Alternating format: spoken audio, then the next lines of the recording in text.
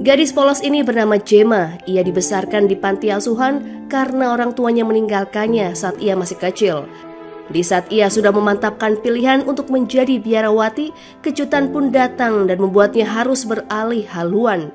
Demi cita-cita saudara kembarnya yang ingin menjadi bintang terkenal dan menemukan ibunya yang tak pernah ia jumpai, pada akhirnya Gemma bersedia merubah identitasnya dari seorang biarawati menjadi seorang idol pria. Bagaimanakah kelanjutan ceritanya? Langsung saja ke alur filmnya. Taekyung adalah anggota grup Angel yang sangat digandrungi para penggemar. Mengingat sedang berada di puncak kesuksesannya, produser An mendatangkan seorang vokalis pendukung untuk membantu Taekyung bernyanyi. Taekyung menolak usulan tersebut, namun sang produser terus memaksa dan berjanji tak akan mengecewakan mereka. Penyanyi yang dimaksud sang produser bernama Ko Minam yang sampai saat ini masih sulit untuk dihubungi. Di sebuah gereja di daerah kota terpencil, Gemma berpamitan pada suster kepala untuk mengambil tiket pesawat yang sudah dipesannya. Ternyata ia akan melakukan pengambilan sumpah sebagai biarawati di Roma dan berencana menghabiskan sepanjang hidupnya di sana. Dalam perjalanannya, ia didatangi oleh manajer Ma, pria yang mengaku sebagai manajer pribadi dari Ko Minam, saudara kembar Gemma. 누구세요? Setelah ayahnya meninggal semasa ia masih kecil, Gemma bersama saudara kembar laki-lakinya memang tinggal di panti asuhan. Berbeda dengan dirinya yang berencana menjadi biarawati, Ko Minam justru berkeinginan menjadi seorang idol terkenal. Kedatangan manajer Ma ke sana adalah untuk meminta bantuan Gemma agar menggantikan posisi Minam sementara waktu. Karena ternyata Minam tengah menjalani operasi plastik di Amerika dan harus beristirahat selama 1 bulan guna pemulihan. Namun produser sudah menunggunya untuk menandatangani kontrak bersama grup musik Angel.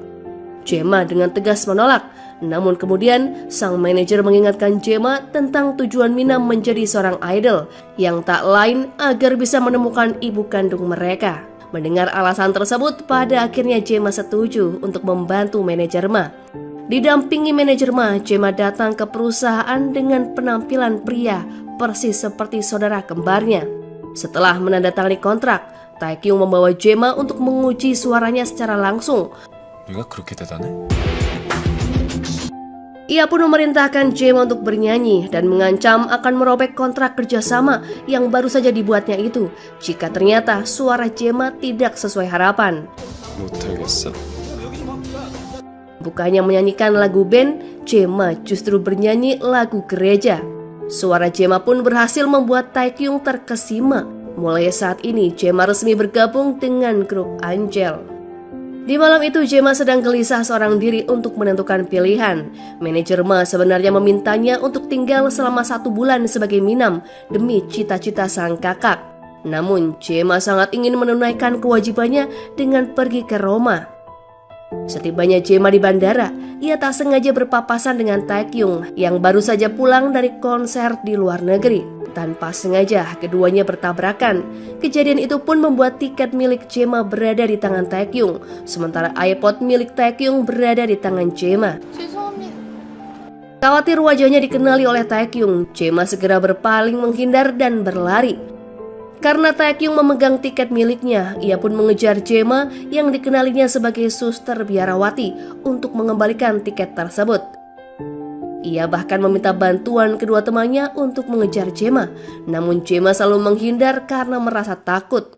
Alhasil, ia pun batal terbang ke Roma karena tiketnya hangus. 이것이 그의 뜻이야. Setelah berpikir cukup matang, pada akhirnya Gemma merubah haluannya dan memutuskan untuk menyamar sebagai Ko Minam. 지금부터 고민함이 되는 거야. Manajer Ma membawa Gemma untuk tinggal di asrama bersama anggota band Angel lainnya. Gemma yang terkesima melihat tempat tinggal barunya itu lantas berkeliling untuk melihat-lihat. Ia pun berniat mengembalikan iPod milik Taekyung secara diam-diam. Namun Taekyung segera masuk ke kamarnya dan mendapati Gemma tengah bersembunyi di dalam kamar mandi. Sebuah kecelakaan mengakibatkan tubuh Gemma basah kuyup akibat siraman air bidet, dan hal itu pun membuat Taekyung sebal dengannya. Setelah acara jumpa pers guna memperkenalkan Ko Minam sebagai anggota baru, mereka semua mengadakan pesta di sebuah klub malam. Chema yang tak pernah menyentuh minuman sebelumnya, malam itu pun menjadi mabuk berat, bahkan memuntahkan isi perutnya. Melihat kondisi Chema, 2 personil yang bernama Sinu dan Jeremy menyarankannya untuk mencari udara segar di rooftop gedung. Tak diduga, di sana ia bertemu dengan Taekyung. Setelah sedikit mengobrol, Chema yang masih mabuk berdiri di atas sebuah bangku dan membuat dirinya hampir terjatuh. Ketiga rekan bandnya segera berlari ke arahnya untuk menolong Chema. Hal itu malah berakibat fatal yang membuat kekacauan bagi mereka. Ketika Chema terbangun, ternyata ia sudah berada di kamar yang sama dengan ketiga rekannya itu. Chema segera melarikan diri sebelum mereka terbangun. Ketika ia sedang berusaha mengingat-ingat apa yang terjadi, Jeremy mendatanginya dan menyuruhnya untuk segera meminta maaf atas kekacauan semalam. 술이 기억나는데 뭐가 괜찮냐? Chema berpikir jika bibirnya yang luka itu akibat ia menabrak Sinwoo. Namun ternyata ia salah. Sinwoo lalu menceritakan kejadian semalam ketika ia mabuk dan menubruk kepala Taekyung hingga kedua bibir mereka terluka.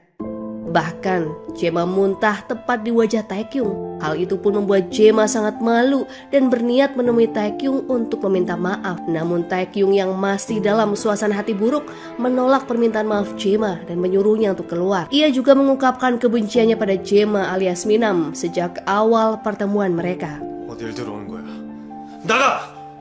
Selagi Taekyung pergi mandi, Chema justru kembali membuat kekacauan di dalam kamar Taekyung. Setelah hampir merobohkan rak panjang, Chema nyaris membakar kertas lagu milik Taekyung. Beruntungnya, ia berhasil memadamkan api dengan ludahnya yang membuat Taekyung bertambah ilfil ketika melihatnya. Bukan hanya menganggapnya jorok, Taekyung juga marah besar kepada Chema. 넌 내 방에서 뭐 한 거냐? Ketika ia berdiri di hadapan Chema untuk membetulkan rak pajangan, tanpa sengaja sebuah piala jatuh tepat di atas kepala Chema dan membuatnya pingsan.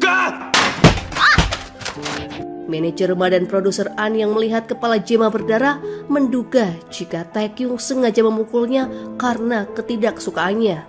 Chema pun dilarikan ke rumah sakit dengan ambulans. Saat dirinya tersadar, Chema langsung menolak untuk dibawa ke rumah sakit karena identitasnya sebagai wanita mungkin akan ketahuan. Manajer Ma setuju dan keduanya pun batal pergi ke rumah sakit. Sementara itu Taekyung yang merasa bersalah langsung menyusul Chema ke rumah sakit dan mengetahui jika Chema dan manajer Ma telah berbohong. Ketika ia kembali ke asrama, manajer Ma dan Chema sudah berada di sana bersama seorang wartawan. Wartawan tersebut mengira luka di dahi Chema akibat perkelahian bersama Taekyung. Terlebih, ia juga melihat luka di bibir Taekyung. Atas kejadian itu pun, kebencian Taekyung terhadap Chema semakin menjadi-jadi. 황태경 씨한테 Beberapa saat setelahnya, terbit sebuah artikel yang menuliskan tentang hal tersebut. Gara-gara artikel itu, para penggemar fanatik Taekyung melakukan unjuk rasa.